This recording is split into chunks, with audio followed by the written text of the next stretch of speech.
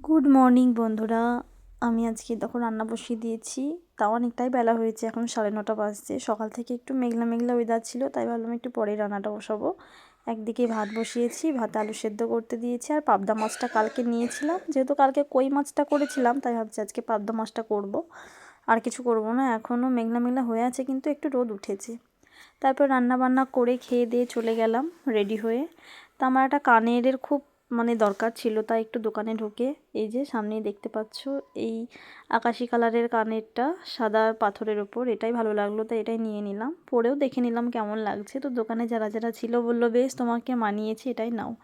তারপরে আবার জিনিসের দোকানে ঢুকলাম, কারণ আমার ননদের মেয়ের অন্নপ্রাশন আছে আজকে, তাই ভাবছি ওর জন্য একটা থালায় নিয়ে নিই। তাই একটা থালা নিয়ে নিয়েছি। তারপরে আমরা বেরিয়ে পড়েছি, বাইকে যাচ্ছি। আর তোমাদের দাদাভাই আমার সাথে যাচ্ছে।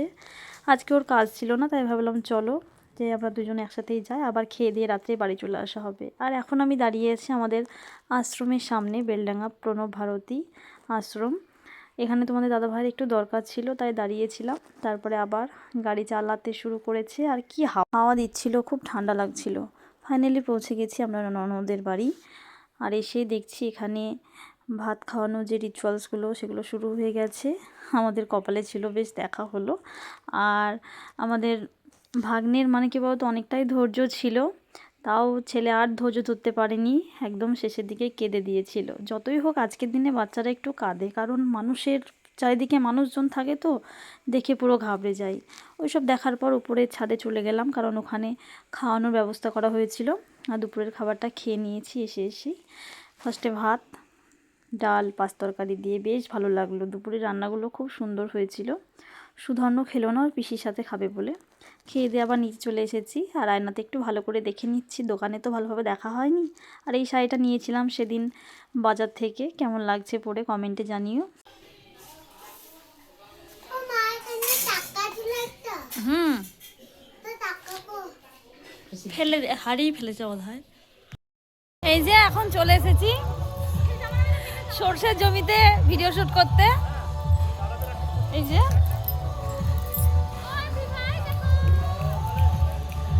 চরম সুন্দর ভিউটা আসছে। আমাদের আরেকটা ছানা আছে, সেটাকে তুমি হ্যাঁ লাও, কই যাও যাও তুমি যাও তুমি যাও, তুমি একটু কোনো কাজ করো, তুমি মাঝে আসো। হ্যাঁ হ্যাঁ হ্যাঁ, এবার দাদা ভাই পিকুর গায়ে হাত ধরলে, হ্যাঁ এভাবে থাকো।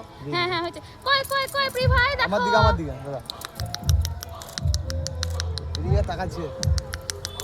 হ্যাঁ এবার ঠিক হয়েছে। এখানে ননদকে পার্লার থেকে সাজাতে চলে এসেছে। আমি কিছুক্ষণ ঘরেই ছিলাম, আর সুধর্ণ বারে বারে ডিস্টার্ব করছিল বলে ওকে নিয়ে আবার বাইরে চলে গেলাম।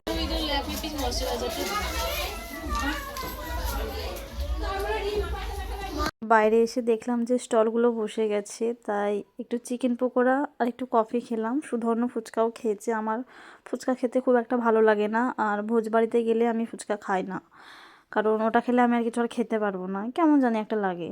তারপরে খেয়ে আবার খাবার কাছে চলে এসেছি, কারণ বাড়ি যেতে হবে, তাই ফার্স্ট ব্যাচেই খেয়ে নিলাম। যেহেতু জায়গাটা একটু ছোটোর মধ্যে ছিল, ভিড় হবে, ওই কারণে একটু আগেই খেয়ে নিলাম। এই দুজন হচ্ছে আমার ভাসুরের মেয়ে ও তার বউ। তো ওরা আমার ভিডিও দেখে, আর ভিডিও সম্পর্কে অনেক কিছু বলছিল, আমার বেশ ভালো লাগছিল, তাই ওদেরকে একটু ক্যামেরাবন্দি করে নিলাম।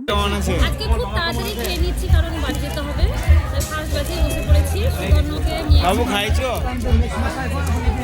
সব রান্নাই প্রায় মোটামুটি ভালো হয়েছিল। আর সব থেকে ভালো লেগেছে আমার রাধা বল্লভী আর এই কাবলি ছোলার তরকারিটা। তারপর খাওয়া দাওয়া সেরে কিছুক্ষণ যাদের সাথে নাচছিলাম, বেশ ভালো লাগছিল। তোমাদের দাদাভাই যেহেতু খেতে বসেছিল, তাই একটু নিচে নিলাম।